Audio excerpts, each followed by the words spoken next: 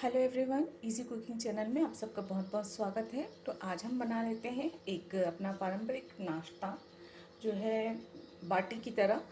और बाटी को हम स्टफ्ड बाटी बनाएंगे, मसाले वाली बाटी बनाएंगे। तो ये खाने में बहुत टेस्टी लगता है, मसाले से भरा हुआ रहता है और हल्का फुल्का भी है और पेट भी भर जाता है। ऐसा है, कुछ हेल्दी है। सबसे अच्छी बात तो ये होती है कि पारंपरिक फूड की खासियत यही होती है कि ये बहुत ही सेहतमंद चीज़ होती है। इसको खाने से आपको, आपके शरीर को ताकत ही मिलेगी, ऊर्जा ही मिलेगी और इसका कुछ नुकसान नहीं होता। बहुत ही सरल विधि है, बहुत आसान से घर में उपलब्ध सामग्रियों से बन जाती है। तो यहाँ पे मैंने लिया है 1 कटोरी आटा। मुझे बहुत सारी नहीं बनानी है, नाश्ते के लिए बना रही हूँ, इसलिए मैं थोड़ा सा ही बना रही हूँ। तो आप अपनी आवश्यकता अनुसार कम या ज़्यादा ले सकते हैं। यहाँ पे मैंने 1 कटोरी आटा लिया है। तो यहाँ पे आटा जो है मैंने मोटा वाला आटा लिया है। तो सिंपली मैंने जो है नॉर्मल जो आटा था उसे ही बारीक चलनी से छान दिया है। और उसके बाद जो ऊपर जो बन गया थोड़ा मोटा मोटा आटा, वो मैंने लिया है। तो अगर आपके पास नॉर्मल आटा है तो उसे भी आप भी इसी तरह से कर सकते हैं कि बारीक वाली छन्नी से उस आटे को छान दीजिए। तो ऊपर हिस्से में जो छन्नी के ऊपर जो बचता है वो आटा काफ़ी मोटा होता है, आप उसका इस्तेमाल कर सकते हैं। नहीं तो आप नॉर्मल आटे में 1 कटोरी आटे में आधा कटोरी आप बारीक वाली सूजी मिक्स कर लीजिए, वो भी बन जाएगा।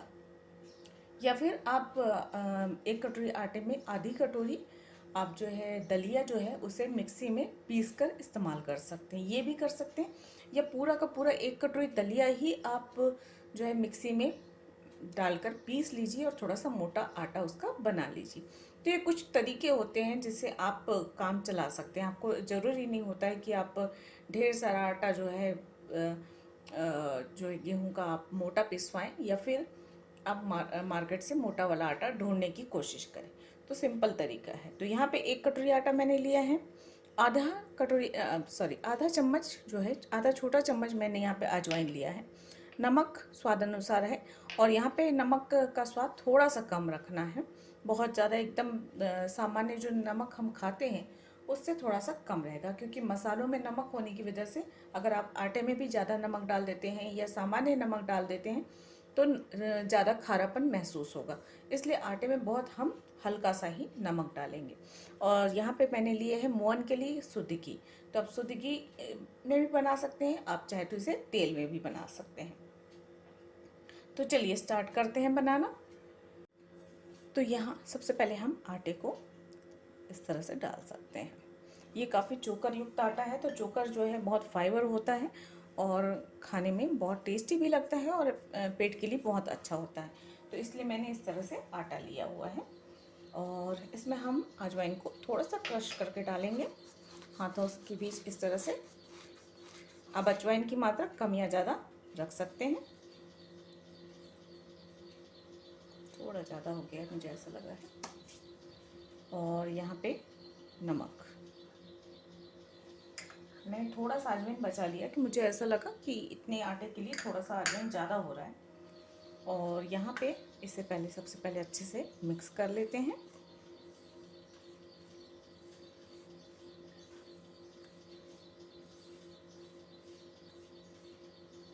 और इसमें अब हम डाल देते हैं घी।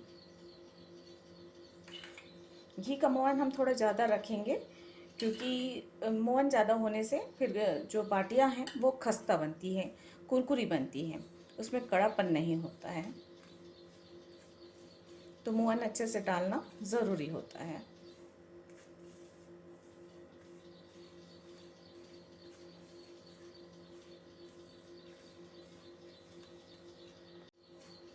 तो देखिए इसमें मोहन लग चुका है। और आपको दिखा दूँ, ये बिल्कुल बंद मुट्ठी वाला मोहन है। जैसे ही हम इसे बांधते हैं तो इस तरह से ये लड्डू जैसा बंध जाता है। तो ये बंद मुट्ठी जितना हम मोहन डालेंगे, मोहन कम या ज़्यादा आप अपनी इच्छा अनुसार कर रख सकते हैं, लेकिन ज़्यादा मोहन से खस्तापन बहुत अच्छे से आता है। और इसका हमें एक सामान्य रोटी जितना ही आटा लगा लेना है पानी की सहायता से। बस थोड़ा थोड़ा पानी डालते जाएंगे, इसका आटा हम गूंथते जाएंगे।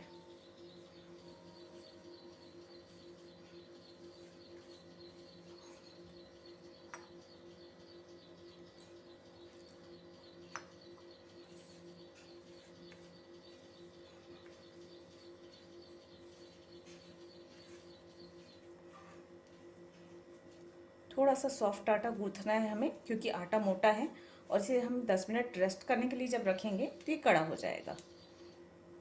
आप सूजी भी डाल रहे हैं तो आटा में थोड़ा सॉफ्ट आटा लगा के रखिए, क्योंकि ये पानी सोखेगा अच्छे से और फिर कड़ा हो जाएगा।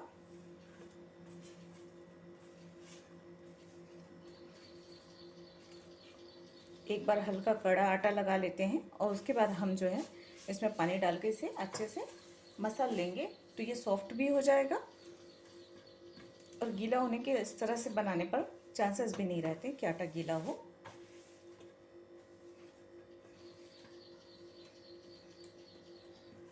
देखिए हमें इतना ही आटा चाहिए, लेकिन जो है ये आटा हमें उस कंडीशन में चाहिए जब ये 10 मिनट भीग जाएगा। तो अभी अगर हम इस कंडीशन में हम आटा रखते हैं तो ये और सख्त हो जाएगा, इसलिए थोड़ा सा इसमें पानी डालकर इसे मसलना ज़रूरी है।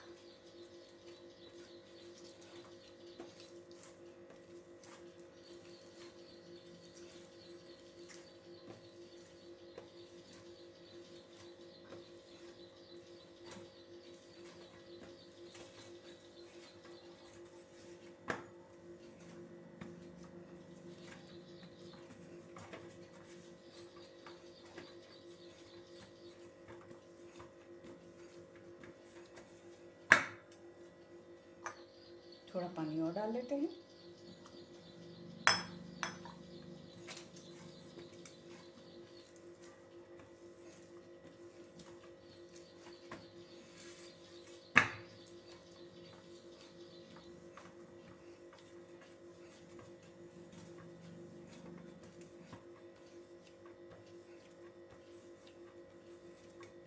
इस तरह मसल मसल कर आटा गूंथने पर जो भी आप चीज़ बनाएंगे ना, चाहे रोटी बना रहे हो, चाहे पराठा बना रहे हो, चाहे बाटी बना रहे हो, हर चीज़ बहुत खस्ता बनती है, नरम बनती है। इसलिए कभी भी आटे को एक बार में ही लगाकर नहीं छोड़ना चाहिए। कड़ा आटा गूंथिए और उसके बाद इस तरह से पानी डाल डालकर आप उसे मसलते जाइए। जितना मसलेगा उतना ही सॉफ्ट बनेगी चीज़ें।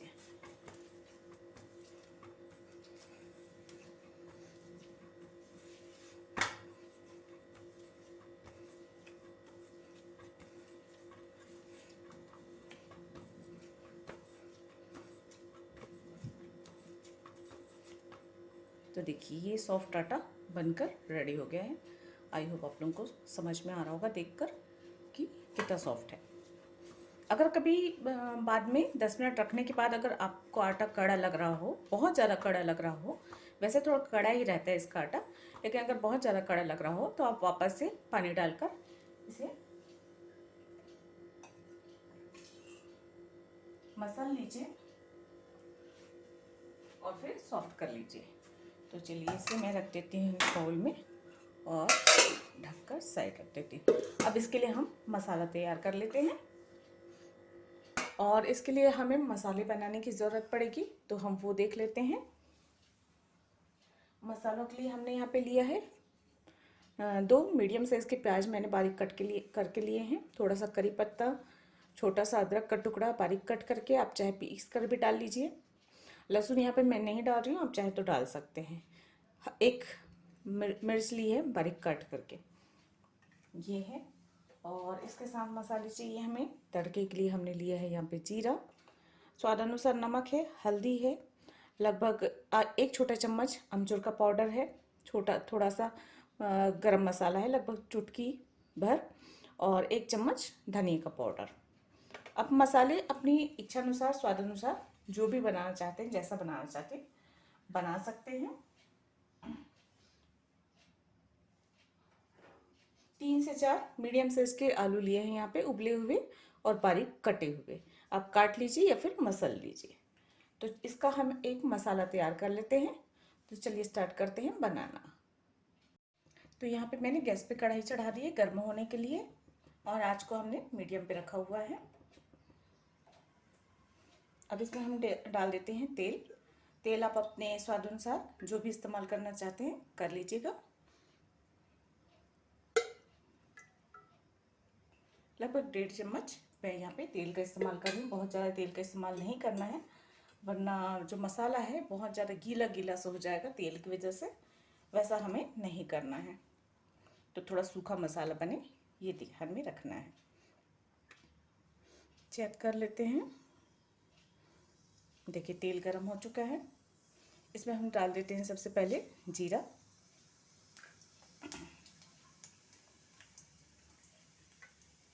चटक जाने देते हैं जीरे को थोड़ा सा।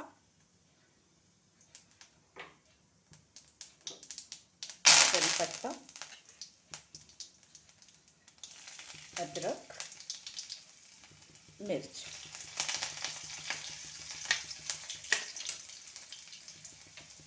कुछ सेकंड्स इसे भून लेते हैं।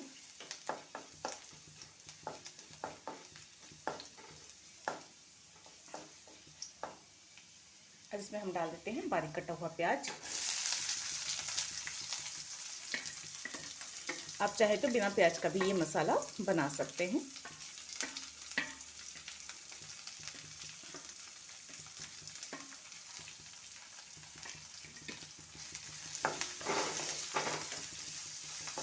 धीमी आंच पे प्याज को गुलाबी होने तक भून लेते हैं।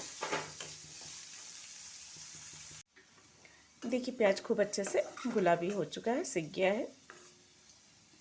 अब इसमें हम डाल देते हैं मसाले जो हमने निकाल के रखे हुए थे।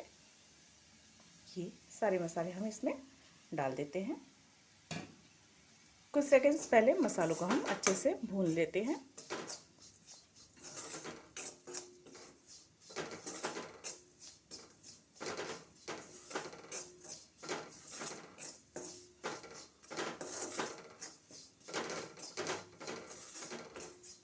अब इसमें हम डाल देते हैं उबले हुए आलू जो हमने छोटे टुकड़ों में कट करके रखे हैं। आप चाहे तो मैश करके भी डाल सकते हैं।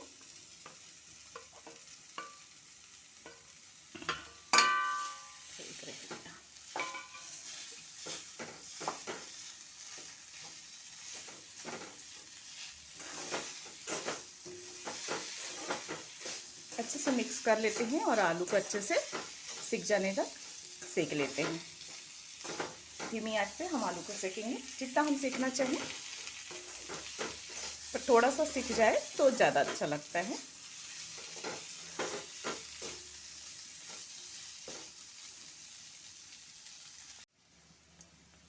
तो देखिए 5 मिनट हो चुका है मसाले को सिकते हुए और ये लगभग सिक चुका है आलू।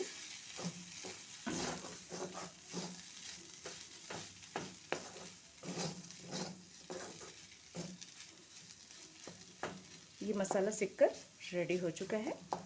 तो हम गैस बंद कर देते हैं इसे और इसे ठंडा हो जाने देते हैं।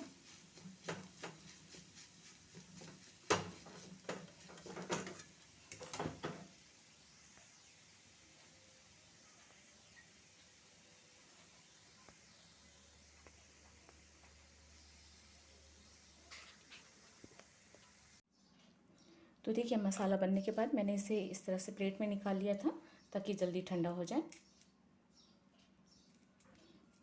और अब इसकी हम छोटी छोटी गोलियां बना लेते हैं इस तरह से। आप चाहें तो डायरेक्ट भी आप उसे भर सकते हैं, लेकिन इस तरह से बॉल बना लेने पर जो है भरना आसान हो जाता है।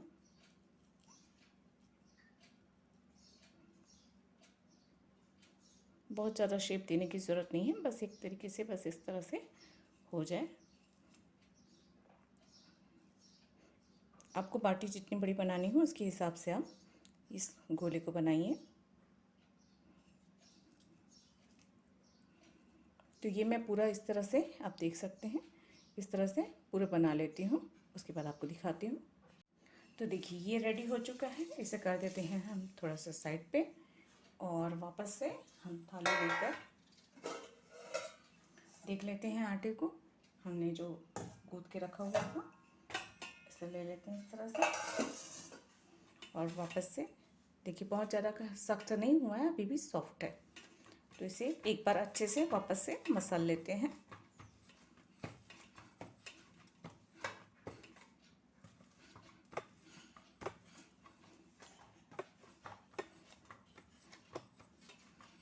और उसके बाद इसकी हम छोटी छोटी लोइयां बना लेते हैं।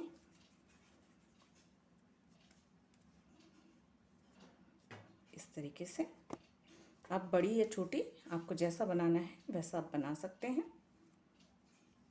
और आप देख सकते हैं, ये मैं पास से दिखाती हूँ, आटा जो है कितना सॉफ्ट है। नॉर्मल रोटी का जो आटा रहता है उतना ही है, उससे थोड़ा सा हल्का सख्त है, क्योंकि बहुत ज़्यादा हम गीला नहीं रखेंगे।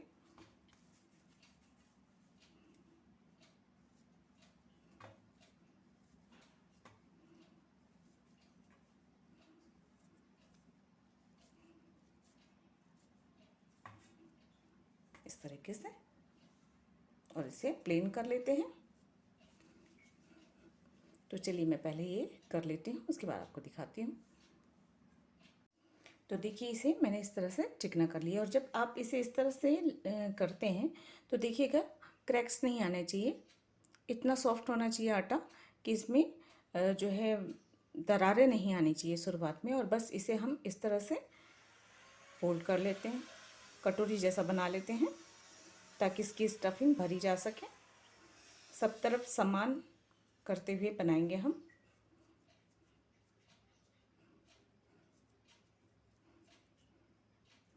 ये देखिए, इक्वल होने चाहिए। आप चाहें तो हाथ की सहायता से इस तरह से करके भी इसे बराबर कर सकते हैं। और बस इसके बीच में हमें एक इसका बॉल भरना है, और उसे जो है इस तरह से दबाते हुए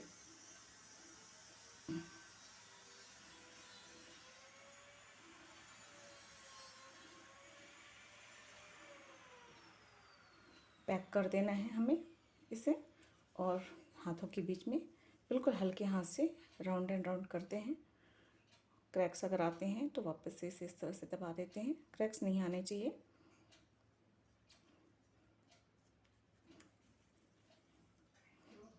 चिकना बन जाए ऐसा ध्यान रखना। अगर इस तरह से पेड़ा बनाते समय आपके कड़ा महसूस हो तो वापस से आटे में थोड़ा सा पानी डालकर आप सॉफ्ट कर सकते हैं।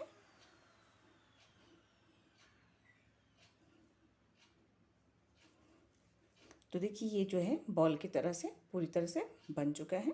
तो इसी तरह से बनाकर हम सारा रख लेते हैं पहले, उसके बाद हम सेकेंगे इसे। तो देखिए, इस तरह से ये सारे बॉल्स बन के रेडी है, सारी पार्टियाँ बनकर रेडी हैं। और इसे अब हम सेकेंगे। तो अब सेकने के लिए देखिए, आप अवन का इस्तेमाल कर सकते हैं, आग पर सेक सकते हैं, चाहे प्रेशर कुकर में सेक लीजिए, चाहे आप जो है अप्पे सांचे में सेक लीजिए। तो आज मैं यहाँ पे अप्पे के सांचे में सेक रही हूँ। तो अगर प्रेशर कुकर में भी डाल सेकना है तो प्रेशर कुकर का सीटी और उसका रबड़ निकाल दीजिए, और प्रेशर कुकर में 2-3 चम्मच आप घी डाल दीजिए, और उसे जो है इस तरह से इन सारी बाटियों को डालकर धीमी आंच पे सेकने के लिए रख दीजिए। और हर दूसरे मिनट में एक बार इसे प्रेशर कुकर को ही हिला दीजिए, तो फिर जो है वो अलट पलट हो जाएंगे। आपको प्रेशर कुकर को खोलने की भी ज़रूरत नहीं पड़ेगी। आप बस प्रेशर कुकर को उठाकर आप जो है अच्छे से सावधानी पूर्वक ज़रा सा हिला दीजिए, ताकि अलट पलट होता रहे। तो उस तरह से आप सेक सकते हैं। अब यहाँ पे हम अप्पे के सांचे में सेक रहे हैं, तो चलिए देख लेते हैं कैसे सेकना है इसे। तो यहाँ पे देखिए, मैंने अप्पे के सांचे को एकदम धीमी आंच पे चढ़ा के रखा है। इसे पूरी तरह से हम धीमी आंच पे ही सेकेंगे। हमें बहुत ज़्यादा इसे तेज़ गर्म आंच पे नहीं सेकना है। और अब इसमें डालने के लिए आप तेल या घी किसी भी चीज़ का इस्तेमाल कर सकते हैं। तो पहले सबसे पहले थोड़ा थोड़ा हम इसमें घी डाल देते हैं।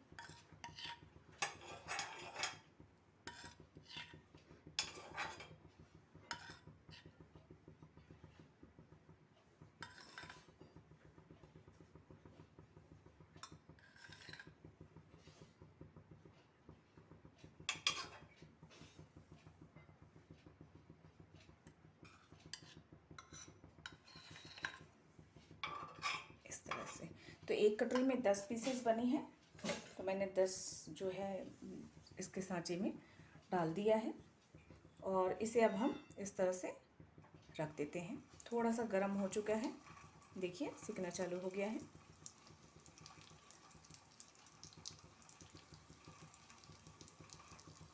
आँच को हम एकदम धीमा ही रखेंगे।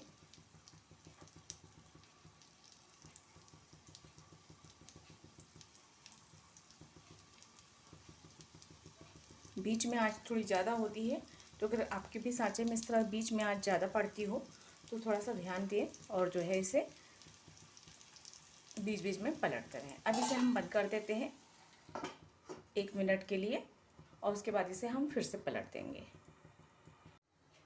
तो देखिए 1 मिनट हो चुका है और चलिए चेक कर लेते हैं। हम इसे ढक्कन हटा देते हैं और चेक करने पे देखिए हल्का सा सिक चुका है ये। अब ऊपर नीचे के हिस्से में तो जो है घी अच्छे से लग चुका है क्योंकि हमने पहले डाला था। ऊपर बचा हुआ है तो ऊपर की तरफ भी हम एक बार इस तरह से ब्रश से करके लगा देंगे। यदि ब्रश नहीं है आपके पास तो ऊपर से ही आप चम्मच की सहायता से ही आप घी लगा दीजिए इस तरह से। यहाँ पे आप घी या फिर तेल दोनों में से किसी भी चीज़ का इस्तेमाल कर सकते हैं। पारंपरिक रेसिपी है तो इसमें घी ही अच्छा लगता है। बाकी आप अगर तेल यूज़ करना चाहें तो कर सकते हैं।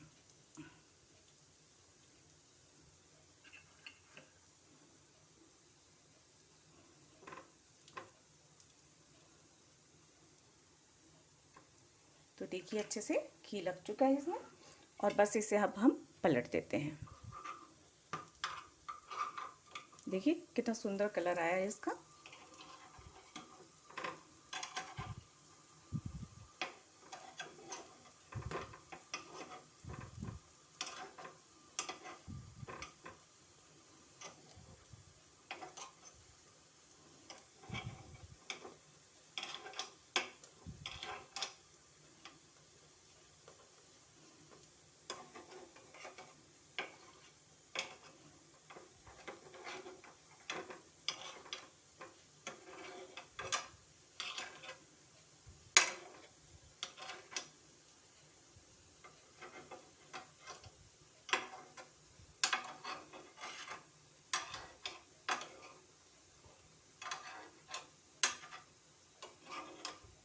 ये देखिए ये मैंने सारा पलट दिया है और इसे अब वापस से हम ढक देते हैं 1 मिनट के लिए। 1 मिनट के बाद हम इसे वापस से साइड की तरफ पलट देंगे। इसी तरह करते करते हमें 3-4 बार करके चारों तरफ पलटना है जब तक बाटी अच्छे से सिक नहीं जाती है। तो गैस की आंच कितनी है और साइज़ कितना ही बाटी इसके ऊपर निर्भर करता है कि बाटी कितनी देर में सीखेगी। नॉर्मली 15 मिनट के अंदर बाटी सीख जाती है। तो आप अलट पलट करके चेक करते रहिएगा कितना टाइम लगता है। 10 से 15 मिनट में नॉर्मली अप्पे के साँचे में बाटी बनकर रेडी हो जाती है। और ये स्टफ़ वाली बाटी है तो इसलिए जल्दी बनती है। अगर हम ओरिजिनल जो बाटी बनाते हैं उसको सीखने में थोड़ा टाइम लगता है क्योंकि वो अंदर तक सीखने में वक्त लग जाता है। तो उसमें टाइम ज़्यादा लगता है और ये स्टफिंग वाली है इसलिए जो है बहुत जल्दी से सीख जाती है। तो बस इसे सीखने देते हैं। उसके बाद इसे हम एक बार फिर से पलट लेंगे और इस तरह से हर 1 से 1.5 मिनट या 2 मिनट के बीच में आप उसे अलट पलट करते रहिएगा।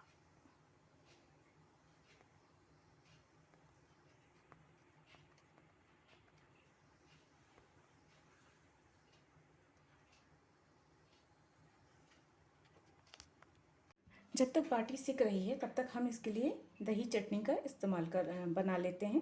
तो इसके लिए मैंने यहाँ पे दही ली है और ये थोड़ी सी पतली सी छाछ जैसी बनेगी। आप एक तरीके से कह सकते हैं कि मसाला छाछ, उसके साथ खाने में ये बहुत अच्छी लगती है। अब आप मसाला छाछ भी के साथ बना सकते हो या इसे गाढ़ी दही के रूप में भी बना सकते हो, आपको जैसा पसंद हो। मतलब गाढ़ा भी रख सकते हो, पतला भी रख सकते हो, ये आपकी इच्छा है। और यहाँ पे कुछ ताज़ा पुदीने के पत्ते मैंने लिए हैं। चुटकी भर मैंने लिया है काला नमक, चुटकी भर ही मैंने लिया है यहाँ पे चाट मसाला और थोड़ा सा मैंने भुना हुआ जीरा लिया है और स्वाद अनुसार ये अपना नॉर्मल नमक लिया है। तो इसे हम मिक्सी में एक बार चला लेते हैं सारी चीज़ों को, ताकि पत्ते पीस जाएं और दही भी एकदम अच्छे से फिट जाए।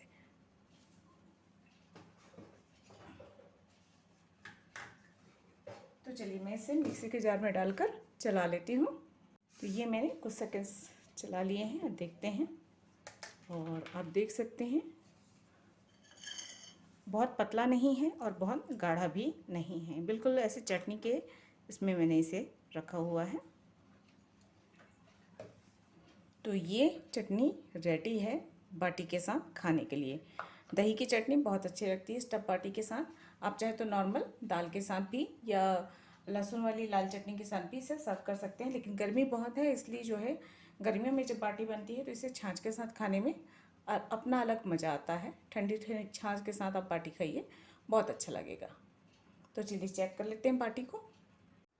एक बार फिर से हम पलट लेते हैं और इसे अब हम साइड की तरफ करेंगे, क्योंकि आप देख सकते हैं ये ऊपर और नीचे हिस्सा तो अच्छे से सिक गया, लेकिन साइड बचे हुए हैं। तो साइड करते हुए हम इसे सेकेंगे, थोड़ा सा इस तरह से खड़ा करते हुए।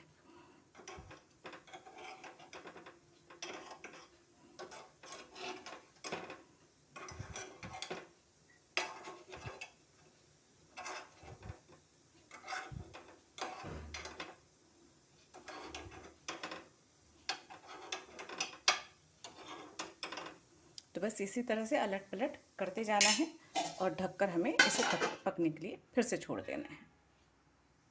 तो 5 से 6 बार हो चुके हैं इसे मैं अलट पलट कर इसे सेकते हुए, और देख सकते हैं आप बाटियों का कलर कितना अच्छा हो चुका है।